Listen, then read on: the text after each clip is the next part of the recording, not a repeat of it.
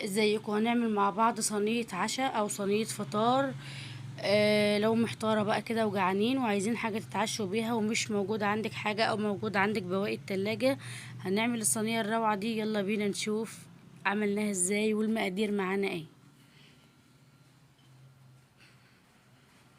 في الاول كده جيبي بولة، حطي فيها كسري فيها 4 بيضات، من 4 بيضات ل5. وانت طالعة، بس مش وانت طالعة نحط 10، لا. 4 5 بالكتير أوي 6، بس ما تحطيش أقل من ال4. تمام كده، كسرنا ال4 بيضات. تعالي بقى اما نجيب شوية فلفل أسمر الأول. أدا شوية فلفل، ونجيب كمان ملح زي الفل.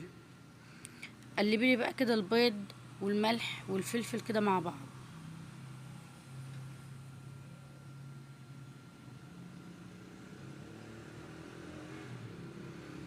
عندي هنا بقى كوباية لبن. قلبي طبعا اللبن مع البيض. وعندي هنا حوالي ربع كوباية من الزيت، كده حوالي بالظبط ربع كوباية من الزيت. وهنقلب، وهنحط معلقتين 3 كاتشب، مفيش كاتشب يبقى صلصة. وهنقلب برضو، وكوباية واحدة بس من الدقيق. وقلبي قلبي قلبي، انا مش عايزة اي تكتلات في معايا في البولة اللي معايا ولا الطاجن اللي معايا خالص. قلبي قلبي لحد ما الدقيق يختفي تماما. خلاص، تعالي بقى معايا هنا معلقة من البيكنج باودر او كيك شيف. انا بحب استخدم الكيك شيف، فحطيت معلقة كده من الكيك شيف معايا طبعا. وقلبي. هنحط ايه بقى؟ بصلايه بس واحدة متخرطة ناعم، وفلفل الوان او فلفل اخضر الموجود، وطماطم متقطعة حتت صغيرة زي السلطة. هننزل كده بيهم، يبقى طماطم فلفل بصل. ممكن لو موجود عندك زيتون حطي، بس انا الحقيقه ما كانش متوفر عندي زيتون. كان هنا عندي في التلاجة كده في العلبة دي حتة من الجبنة الدومتي كده، ولادي غضبانين عليها مش عايزين ياكلوها، فدخلتها لهم في الوصفة دي، حطيتها كده.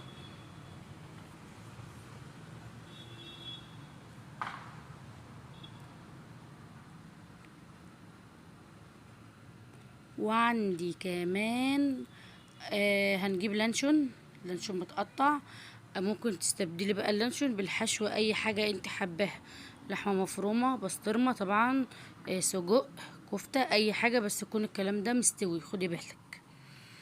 وهحط كده حتة كده محترمة من الجبنة الموزاريلا، لو موجودة عندك حطي حتة من الجبنة الموزاريلا. وقلبي يا ست كل الكلام ده كله كده مع بعضه.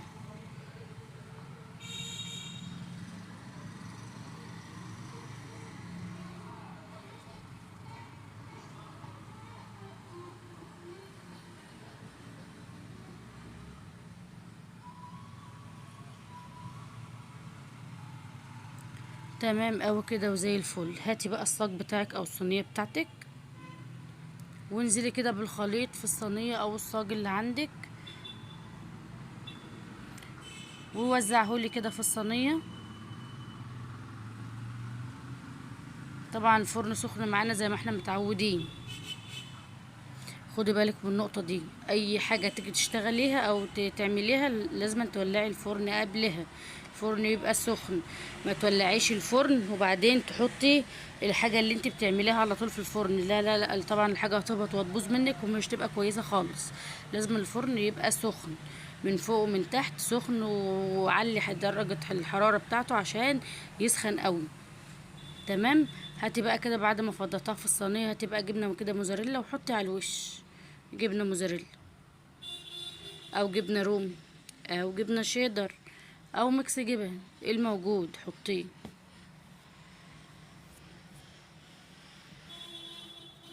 طبعا والحشوه مش لازم تعملي لانشون خالص، ممكن تحطي اي حشوه انت حباها، زي ما انا قلت لك، بسطرمه، لحمه مفرومه، سجق، كفته، سويس، اي حاجه حطيها، مش لازم لانشون يعني، الموجود عندك حطيه في التلاجة. اي حاجة في التلاجة كده مركونة او ناشفة هاتيها وحطها في الصينية دي، هتسيح وهتبقى زي الفل.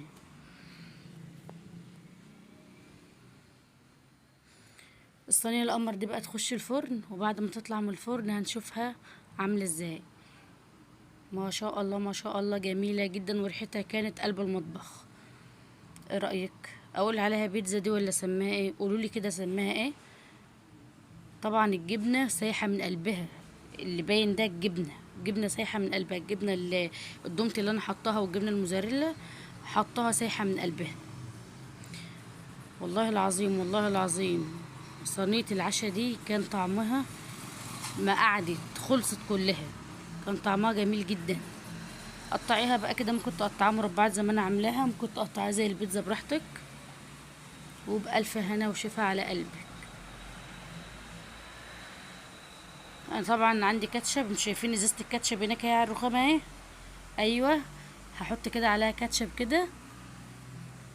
لو انت ما عندكيشي اوعي توقفي نفسك، الصينية تتعمل وهتتاكل هتتاكل.